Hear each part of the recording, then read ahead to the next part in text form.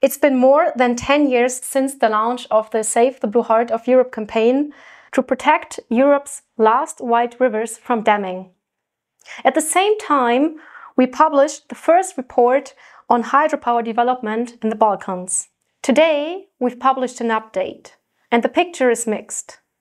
The crisis has deepened, so has resistance.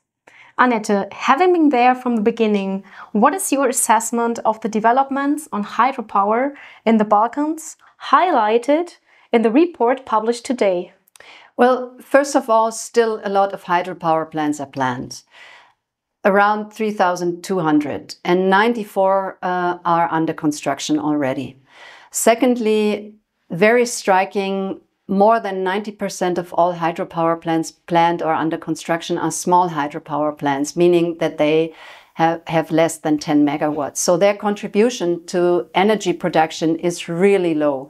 On the other hand, they are really devastating towards the rivers, leaving them completely damaged. Another fact is that more than 50% of the hydropower plants planned or under construction are located in protected areas, which is clearly contradictory to the purpose of a protected area, as they are there to protect an area. But to end on a positive note, we also noticed that since 2015 there is a slowdown in the construction of hydropower plants, so we managed to slow down the dam tsunami.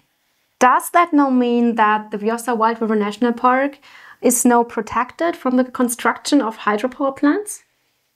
It should, and we are pretty positive that no hydropower will be constructed along the Vjosa River. Still, there is a potential, because since the recent changes in protected area legislation in Albania, large infrastructure development is allowed in protected areas, even in highest categories, meaning also in national parks.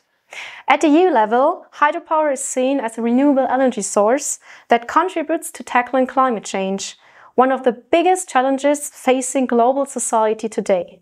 Why is this short-sighted, especially for the Balkans, and what are the alternatives?